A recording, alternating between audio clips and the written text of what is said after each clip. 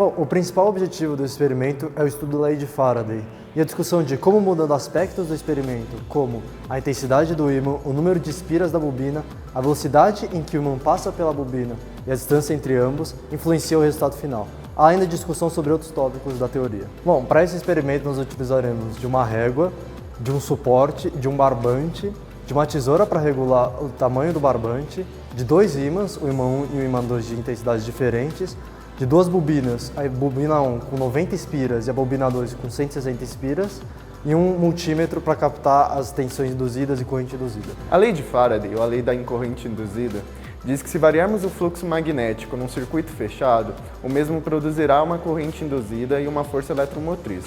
A força eletromotriz é dada pela variação do fluxo magnético pelo tempo com sinal negativo através de uma área de uma espira. Se possuímos N espiras, a força eletromotriz fica dada. Força eletromotriz igual a o número de espiras vezes a força eletromotriz de uma espira. Para todos os experimentos, tiramos 10 medidas, uma a cada segundo. Com essas medidas, fizemos a média do módulo para obter os resultados. No primeiro experimento, utilizamos o ímã 1. Esse ímã, quando estava parado, ele estava a 3 centímetros de altura em relação à bobina. Então, deslocamos o ímã pelo pêndulo para que ficasse a uma altura de 5 centímetros em relação à bobina e uma distância de 8 centímetros da mesma.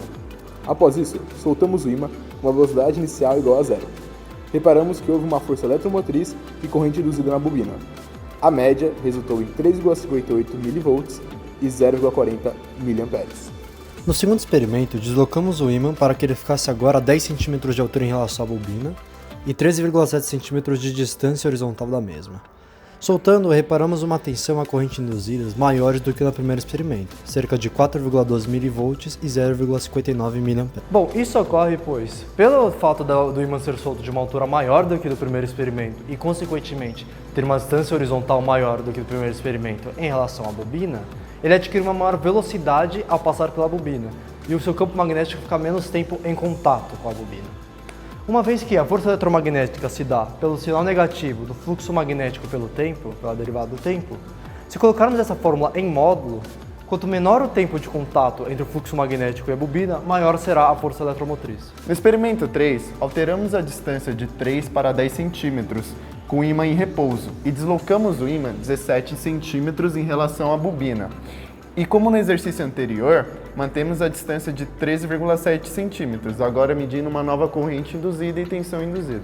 O experimento resultou em 0,94 mV e 0,07 mA, nos mostrando que, por estar mais longe da bobina, o campo magnético que chega até as espiras é muito menor. No quarto experimento, variamos a bobina.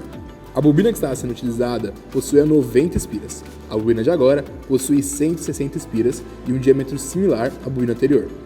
Soltando o ímã 1, assim como foi feito no experimento 2, ou seja, a uma altura de 10 cm em relação à bobina e uma distância horizontal de 13,7 cm da mesma, percebeu-se que a força eletromotriz e a corrente foram maiores, se comparando ao experimento anterior. Em média, respectivamente 7,64 mV e 0,51 mA. Isso ocorre porque, segundo a lei de Faraday, quanto maior o número de espiras na bobina, maior será a força eletromotriz na mesma. Isso desconsiderando qualquer outra mudança de fatores.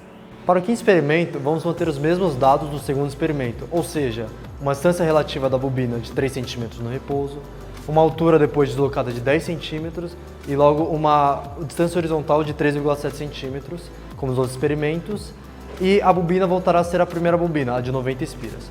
Porém, dessa vez, nós vamos variar o ímã para um ímã de maior intensidade. Bom, após fazer os cálculos, nós chegamos aos seguintes resultados, de 10,57 mV e 1,59 mA. Percebe-se um aumento nos valores se comparados ao segundo experimento. Porém, isso já era esperado, pois, por ser um ímã mais forte, o mesmo possui um campo magnético mais intenso, causando assim um fluxo magnético maior na bobina. No sexto experimento, apenas como um experimento teórico, deixaremos o ímã 2 imóvel e moveremos a bobina 1. Percebe-se que, mesmo assim, ainda há geração de força eletromotriz e corrente induzida. Isso se deve ao fato que não importa se o ímã ou a bobina estão em movimento, e sim o movimento relativo entre eles, assim gerando uma corrente e uma tensão induzida. Bom, com esses experimentos podemos estudar um pouco a lei de Faraday. Bom, variando vários aspectos de cada experimento, podemos concluir a influência que cada um tem no resultado final. Finalizamos então com experimentos mais teóricos do que quantitativos, para obter outros aspectos da teoria.